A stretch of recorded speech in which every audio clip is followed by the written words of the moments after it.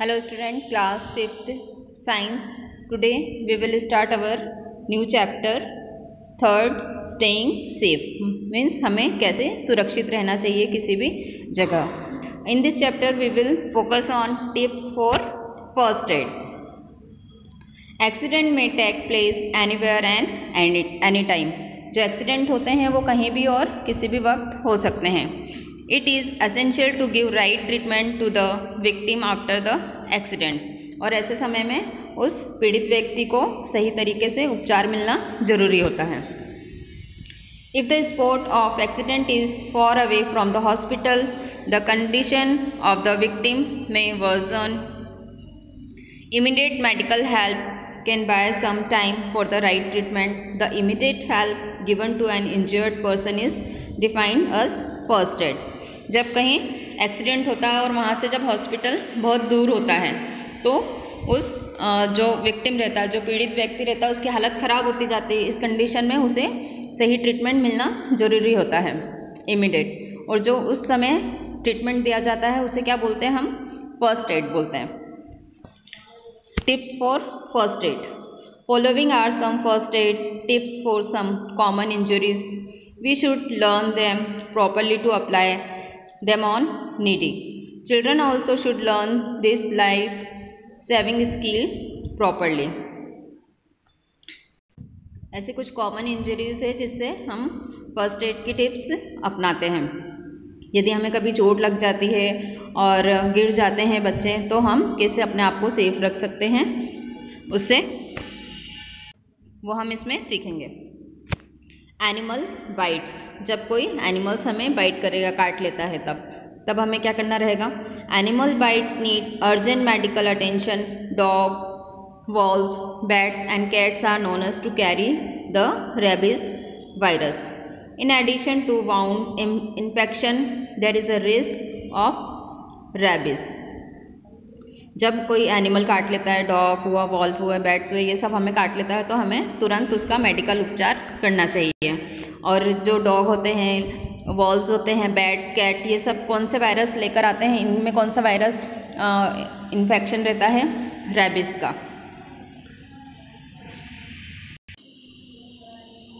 Scrub the wound with soap and water for at least 10 minutes. जब भी कोई जानवर, एनिमल्स हमें बाइट करता है तो हमें उस जगह पर साबुन लगाकर और उसे पानी से धोना चाहिए. लगभग 10 मिनट तक हमें ऐसा करना चाहिए. Cover with a dry clean clothes और ड्रेसिंग. और उसे हमें अच्छे सूखे कपड़े और साफ कपड़े से ड्रेसिंग करना चाहिए. Consult for medical help immediately without getting late. Make sure you take the complete course of injection as prescribed by the doctor. और हमें जल्दी से जल्दी किसी मेडिकल की हेल्प लेनी चाहिए बिना लेट करे हुए. और इसका एक कंप्लीट कोर्स होता है इंजेक्शन का, वो हमें डॉक्टर के अकॉर्डिंग उसे कंप्लीट करना चाहिए. सेवर ब्लीडिंग मीन्स जब हमें लग जाती है और वहाँ से ब्लड निकलना लगता है, तब हमें क्या करना चाहिए. टू कंट्रोल फास्ट स्प्रेडिंग और spurting blood, immediate first aid must be given to the person. It may become unconscious if too much blood is lost before the flow is controlled.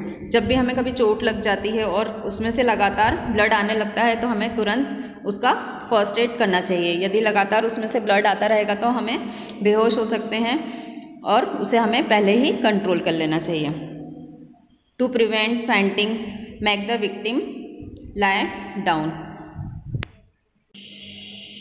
ऐसा जब हो तो हमें सबसे पहले उसे क्या, लिटा देना चाहिए. जो भी पर्सन रहता है उसे सुला देना चाहिए. Apply direct pressure, cover the wound to help the bleeding. Use a large sterile और जर्म्स फ्री पैड और a clean cloth to cover it. और उसे जहाँ पर चोट लगी हो उसे हमें प्रेशर से दबा देना चाहिए जिससे कि ब्लीडिंग रुक जाए और फिर उस पर जम्स नहीं हो. ऐसा जम फ्री पैड हमें और क्लीन क्लॉथ से कवर कर देना चाहिए. Rush to the doctor as soon as possible for further treatment. और जल्दी से जल्दी हमें डॉक्टर के पास ट्रीटमेंट के लिए ले जाना चाहिए. आई इन्फेक्शन, जब हमें आइज़ में इन्फेक्शन हो जाए तब हमें कैसे क्या करना चाहिए। If I get contact with dirt and dust it may cause some allergy. Even a very small speck of dirt in the eyes may cause pain. We should immediately get treatment for our eyes. जब हमारी आँख में कुछ ऐसे dirt और dust चली जाती है उससे हमें क्या हो सकती है, एलर्जी हो सकती है, तो इससे हमें भी इमीडिएटली उसका ट्रीटमेंट करना चाहिए। Most specks are visible, lift the upper lid of the eyeball and pull the lower lid down. जब ऐसा हो जाता है, आँख में कुछ चला जाता है, तो जो हमारी ऊपर की पलक रहती है उसे हमें नीचे लाकर और उस पर हमें रखकर उसे क्या करना चाहिए, उस नीचे रखकर उस पर प्रेस करना चाहिए हल्के से, तो जो भी अंदर का डस्ट रहता है वो बाहर आ जाता है। Try to remove the speck by gently splashing water with our hands. और उस आँखों में पानी के छींटे मारना चाहिए जिससे उसमें से जो भी बारीक कण रहते हैं वो बाहर आ जाए। If the speck has not come out try to pick it up with a moistened corner of a clean cloth handkerchief. और जब उससे भी बाहर नहीं आया तो हमें जो हमारा हैंकी रहता है उसके कोने पे से हैंकरचीफ का जो कोना रहता है उसे हल्का सा गीला कर कर और उसे आँखों में डालकर निकालना चाहिए। उसके कोने से हमें, यदि हमें वो दिखता है तो उसे कोने पे से लगाकर धीरे से उसके कोने से निकालना चाहिए।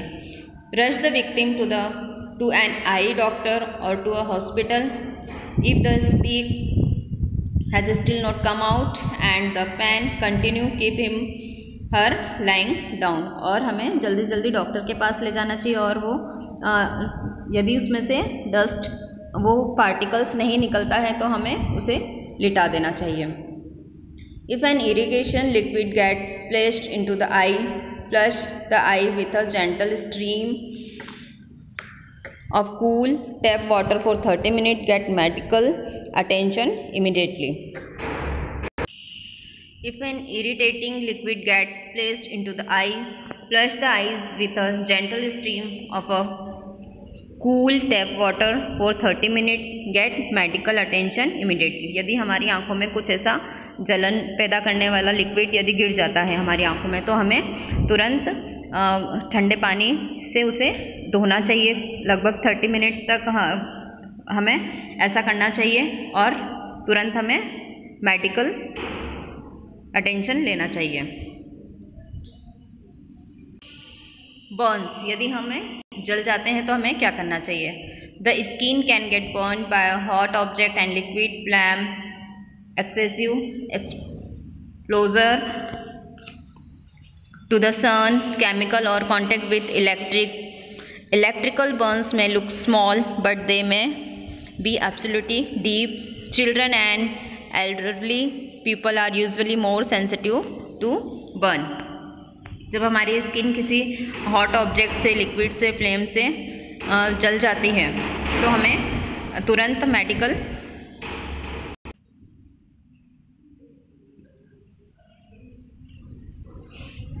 Electric burns may look small, जब हमें बिजली से जल जाते हैं तो वो छोटा दिखता है लेकिन वो बहुत डीप रहता है और हमारी स्किन क्या रहती है, बहुत सेंसिटिव रहती है। इसमें हमें क्या क्या करना चाहिए।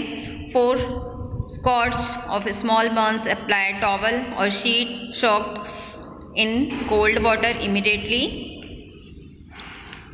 For comfort. जब हमें हल्का सा कुछ जल जाता है या ऐसा लग जाती है, किसी चीज़ से बर्न हो जाते हैं तो हमें टॉवल को गीला कर कर उस जगह पर रख देना चाहिए, इससे वो थोड़ा ठंडा लगता है। For a chemical burn the area should be थ्रूली flushed with water under a running tap if possible for 15 to 30 minute. यदि हम केमिकल किसी चीज़ से, केमिकल से जल जाते हैं तो हमें तुरंत उस पर पानी डाल देना चाहिए। Do not pull off any clothing that stick to the burn skin. और कभी भी ऐसे कपड़े को नहीं हटाना चाहिए जो जली हुई स्किन से चिपक जाए। Do not apply spray, ointment, greases और स्पेशली बटर, और उस पर कुछ भी स्प्रे, ऑइंटमेंट ऐसा कुछ भी नहीं लगाना चाहिए। The burn should not cover with germ free और satellite dressing. The burn should be covered with germs free और सैटेलाइट ड्रेसिंग, और उसे अच्छे जर्म फ्री से कवर कर देना चाहिए। If burn involve large area of the hand और face, they should be examined by doctor. Tetanus is a disease caused by a action of bacteria on an open wound burn that break the skin like cuts, required tetanus prevention. और हमें ऐसी कुछ भी चोट लग जाती है तो हमें टिटनस का इंजेक्शन लगवाना चाहिए। We should follow safety rules while working in science lab.